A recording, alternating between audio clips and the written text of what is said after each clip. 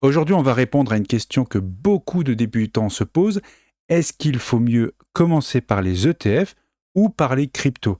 Je vais te montrer une méthode assez simple et claire pour savoir où mettre ton premier euro d'investissement et éviter les erreurs les plus fréquentes. Si ce format te plaît, n'hésite pas à t'abonner pour ne rien manquer. Allez, on y va. Pour que ce soit clair dès le départ, les ETF, ce sont des paniers d'actifs, comme des obligations, des actions, des matières premières. Généralement, quand on parle d'ETF, on pense aux actions, mais ce n'est pas limité qu'à ça. Donc ce sont des actifs, des paniers d'actifs qui répliquent la performance d'un indice boursier. L'objectif, c'est assez simple, c'est de suivre le marché sans se prendre la tête. L'ETF s'achète et se vend en bourse comme une action, mais il contient des dizaines, voire des centaines de titres, ce qui permet d'être investi de manière totalement diversifiée et en un seul achat. Donc un ETF, lui, il est géré de façon passive, qui veut dire qu'il ne cherche pas à battre le marché, mais simplement à le reproduire. C'est pour ça qu'on dit que c'est un actif qui est diversifié, qui est plus stable et qui est même parfait pour le long terme. Avec la crypto, c'est un peu l'inverse parce que c'est beaucoup plus volatile. On a affaire à un marché qui est jeune, mais le potentiel de hausse est bien plus élevé. Et surtout, ce qu'il faut retenir, c'est que la question ici, ETF versus crypto, il ne faut pas la voir comme une approche binaire. Tu n'es pas obligé de choisir. Beaucoup de gens combinent les deux. Un cœur de portefeuille en ETF et une petite part en Bitcoin, par exemple. On va voir comment faire ça intelligemment. Avant de parler d'ETF ou de crypto, on va d'abord parler de toi. Il y a 3 questions essentielles que tu dois te poser. D'abord, ton horizon de placement. Est-ce que tu vas investir pour 3 ans, 5 ans, 10 ans? Ça, c'est une question que tu dois te poser. Tu dois avoir une réponse plutôt claire dans ta tête. Si tu as 20 ans, tu peux potentiellement investir jusqu'à tes 60-70 ans. Si tu as 65 ans, évidemment, ton horizon se rétrécit. Ensuite, il y a la tolérance au risque. Es-tu capable d'encaisser mentalement une baisse de 20, 40, 60%, voire plus? Si tu as une aversion au risque, si tu n'es pas capable d'encaisser ne serait-ce qu'1% de variation de ton argent investi, ça va évidemment impacter ta stratégie d'investissement. Et puis le troisième point, c'est ton implication.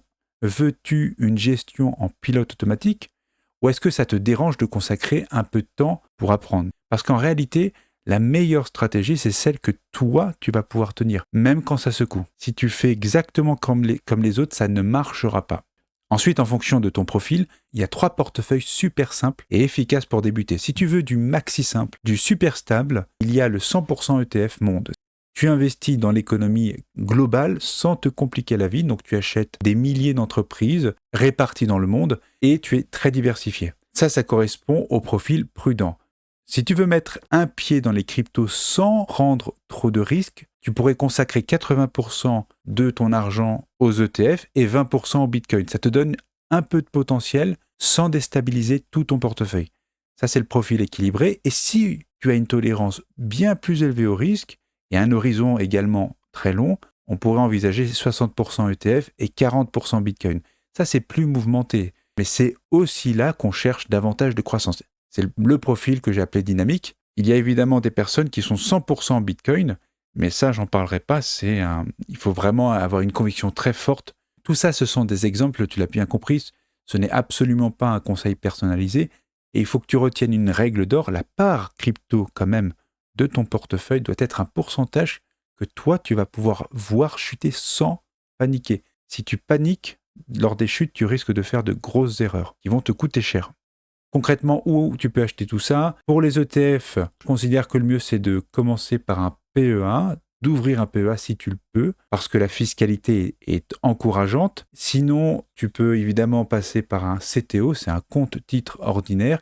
Ça fait très bien le boulot. J'en dis pas plus parce que c'est pas l'objet de la vidéo. On fera des vidéos dédiées sur le PEA et l'ouverture de CTO, mais ce sont les 2 supports les plus couramment utilisés.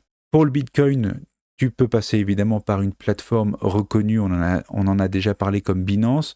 Et une autre méthode, c'est de sécuriser ton portefeuille, ton argent avec un portefeuille froid comme Ledger. Là aussi, on fera une vidéo dédiée où je te montrerai comment faire.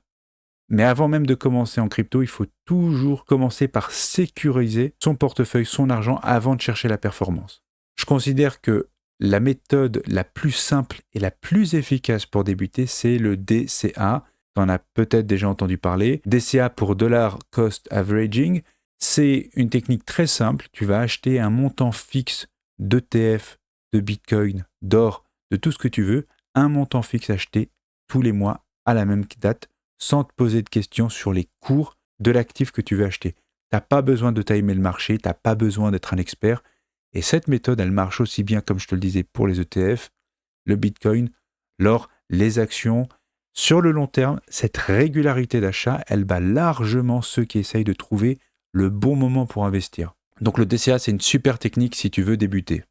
Maintenant, parlons de quelques règles essentielles si tu veux investir proprement. La première, c'est d'avoir un fonds d'urgence avant même de penser à investir. L'erreur que peuvent faire quelques débutants, c'est de ne pas vouloir conserver un fonds d'urgence et de vouloir tout investir très rapidement pour maximiser la part de l'argent qui travaille. Mais en fait, c'est quand même une erreur parce que avoir quelques mois d'avance sur un compte bancaire ou même sur ton livret A, ça te permet d'être serein si un imprévu arrive.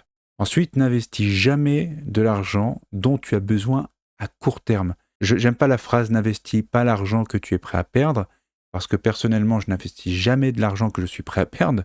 J'accepte la volatilité, mais je ne suis pas prêt à le perdre. En revanche, l'argent que tu vas investir, tu ne dois pas en avoir besoin à court terme. Donc, n'investis pas l'argent dont tu as besoin à court terme, c'est la meilleure façon de te mettre en difficulté, d'accord ? Et enfin, pense à rééquilibrer ton portefeuille 1 ou 2 fois par an. Si ta part en Bitcoin a explosé à la hausse, ou au contraire a trop baissé, tu ramènes tout simplement les pourcentages d'investissement au niveau que tu avais prévu au départ. Ça va t'éviter de dériver sans t'en rendre compte. Donc pour résumer simplement, commence simple, d'accord ? Avec un bon ETF monde pour construire une base solide. Un des gros avantages de commencer avec un ETF, c'est que ça va te permettre d'explorer ton aversion au risque quand tu débutes. La vérité, c'est que on ne sait jamais vraiment comment on va réagir face à la volatilité tant qu'on n'y est pas confronté. Et une fois que tu connais mieux ta réaction émotionnelle, et si tu veux plus de potentiel, eh bien tu pourras ajouter du Bitcoin progressivement sans te précipiter. Mais moi, je conseillerais à quelqu'un d'abord d'ouvrir un PEA ou un CTO, d'acheter quelque part d'ETF, d'acheter des parts, de voir un petit peu ce que ça fait, et puis si ça lui convient, de passer ensuite à du Bitcoin ou à n'importe quelle autre crypto. Et surtout, adapte toujours ta stratégie à ton mental, pas à ce que tu vois sur les réseaux. Maintenant, j'aimerais beaucoup savoir quelle est toi la stratégie que tu vas retenir sur le sujet. Écris-moi ça en commentaire et pense à mettre un pouce et à t'abonner pour rester connecté. Je te remercie d'avoir regardé, prends soin de toi et on se retrouve très vite pour une prochaine vidéo. Allez, à plus!